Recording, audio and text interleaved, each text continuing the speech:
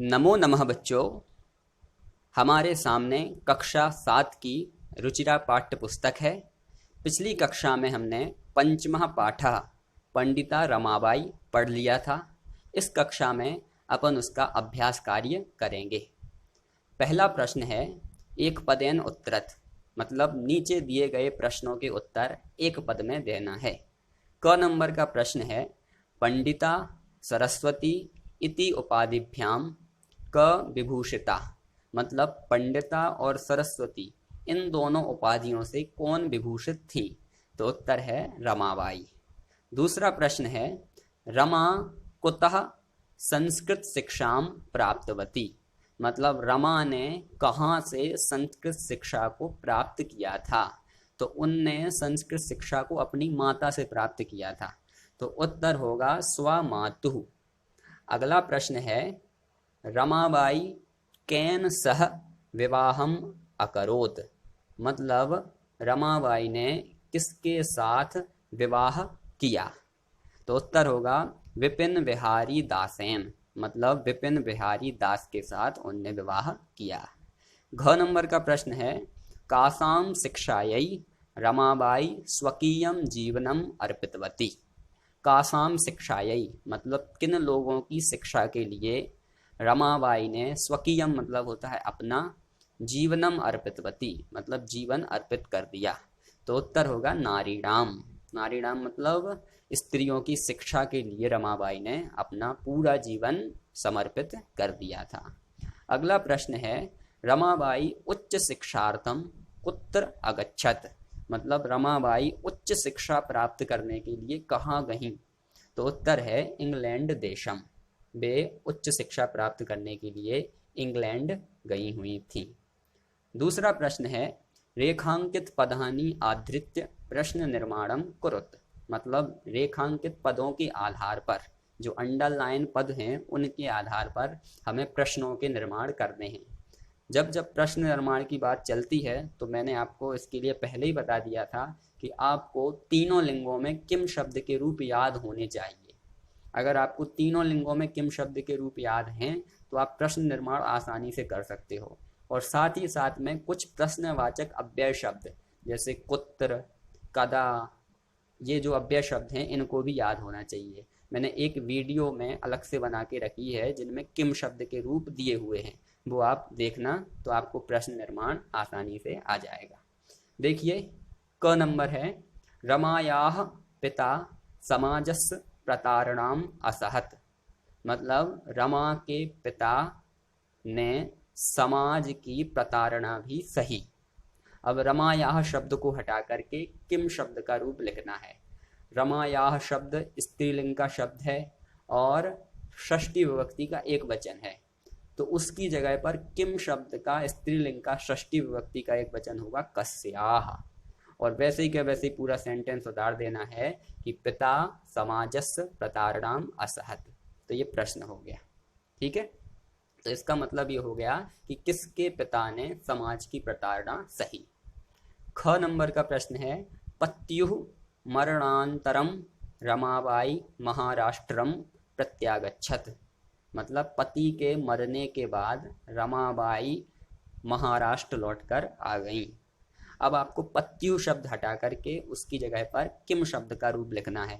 तो पत्यु शब्द मतलब पति के, तो पति शब्द तो होता है पुल्लिंग का, तो पत्यु शब्द पुल्लिंग का षष्ठी विभक्ति का एक वचन है। तो किम शब्द का पुल्लिंग का षष्ठी विभक्ति एक वचन में बनता है कस्य। तो प्रश्न हो जाएगा कस्य मरणांतरम रमाबाई महाराष्ट्रम प्रत्यागच्छत, मतलब किसके मरने के बाद रमाबाई महाराष्ट्र लौट करके आ गई। वैसे अगला प्रश्न है रमाबाई मुंबई नगरे शारदा सदनम अस्थापयत, मतलब रमाबाई ने मुंबई नगर में शारदा सदन की स्थापना की।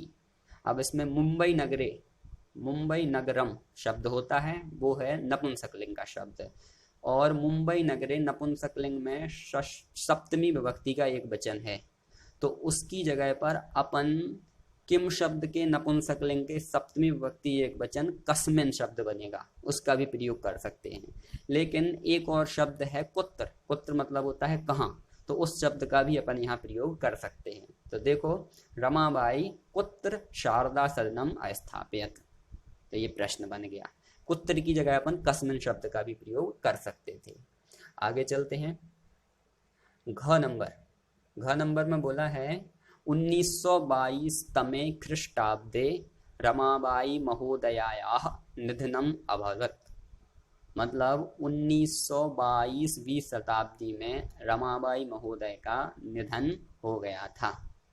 तो इसके लिए प्रश्न क्या बनेगा, देखो, रमाबाई महोदयायाः, इसमें षष्ठी विभक्ति है और ये महोदया शब्द स्त्रीलिंग का है। इस कारण से किम शब्द के स्त्रीलिंग की षष्ठी विभक्ति होती है कस्याः, तो इसकी जगह पर कस्याः शब्द का प्रयोग होगा। ठीक है, तो प्रश्न बनेगा 1922 तमे ख्रीष्टाब्दे कस्याः निधनम अभवत्, मतलब 1922वीं शताब्दी में किसका निधन हो गया। अगला है स्त्रियः शिक्षाम लभन्ते स्म, मतलब स्त्रियां शिक्षा प्राप्त करती थीं। स्त्रियः शब्द स्त्रीलिंग का प्रथमा विभक्ति का बहुवचन है, तो किम शब्द का स्त्रीलिंग का प्रथमा विभक्ति का बहुवचन होगा काः, तो हो जाएगा प्रश्न काः शिक्षाम लभन्ते स्म। ठीक है, अगला प्रश्न है तीसरे नंबर का प्रश्न, जिसमें बोला है प्रश्नानाम उत्तराणि लिखत, प्रश्नों के उत्तर लिखने हैं। यहाँ पर ये नहीं बोला गया है कि एक वाक्य में लिखने हैं या एक शब्द में लिखते हैं, यहाँ पर तो जितना उसका उत्तर होगा वो पूरा लिखना पड़ेगा। क नंबर का प्रश्न है रमाबाई किमर्थम आंदोलनम प्रारब्धवती, मतलब रमाबाई ने किस लिए आंदोलन प्रारंभ किया था। तो उत्तर होगा रमाबाई स्त्रीणाम कृते वेदादीनाम शास्त्राणाम शिक्षायै आंदोलनम प्रारब्धवती, मतलब रमाबाई ने स्त्रीणाम कृते, स्त्रियों के लिए, वेदादीनाम शास्त्राणाम, मतलब वेद आदि शास्त्रों की शिक्षायै, मतलब शिक्षा के लिए, आंदोलनम प्रारब्धवती, आंदोलन प्रारंभ किया था। मैं प्रश्न और प्रश्न का उत्तर का अर्थ इसलिए बता रहा हूं ताकि आपको प्रश्न याद करने में आसानी हो। आगे देखो, ख नंबर का प्रश्न है निसहायाः स्त्रियः आश्रमे किम किम लभन्ते स्म, मतलब निस्सहाय स्त्रियों को आश्रम में क्या क्या प्राप्त किया जाता था, मतलब क्या क्या सिखाया जाता था। तो उत्तर होगा निस्सहायाः स्त्रियः आश्रमे मुद्रण टंकण काष्ठ कलादीनाम च प्रशिक्षणम लभन्ते स्म, मतलब निस्सहाय स्त्रियों के लिए आश्रम में मुद्रण मतलब छपाई का काम, टंकण मतलब टाइपिंग का काम, काष्ठ कलादि नांच, काष्ठ मतलब होता है लकड़ी और कला मतलब आर्ट, लकड़ियों की आर्ट आदि, प्रशिक्षणम लभन्ते स्म, मतलब ट्रेनिंग दी जाती थी। प्रशिक्षणम मतलब होता है ट्रेनिंग देना, इसकी ट्रेनिंग दी जाती थी। अगला प्रश्न है कस्मिन् विषये रमाबाई महोदयायाः योगदानम अस्ति, किस विषय में रमाबाई महोदया का योगदान है।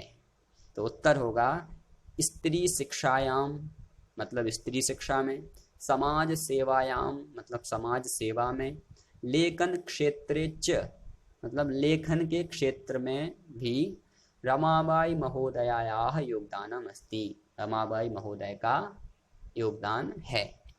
अगला है केन रचनाद्वयेन रमाबाई प्रशंसिता वर्तते, मतलब किन दो रचनाओं के कारण से रमाबाई प्रशंसित हैं।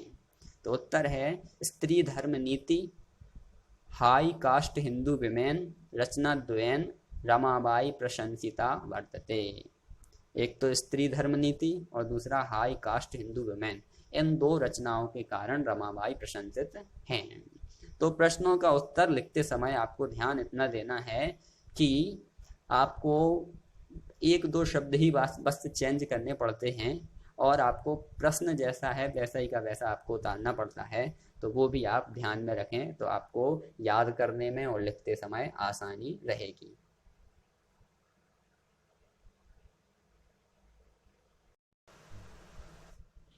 प्रश्न 4 अधोलिखितानां पदानां निर्देशानुसारं पद परिचयं लिखत, मतलब नीचे कुछ पद दिए हुए हैं, उनका परिचय लिखना है, जिसमें आपको मूल शब्द बताना है, लिंग बताना है, विभक्ति बतानी है और वचन बताना है।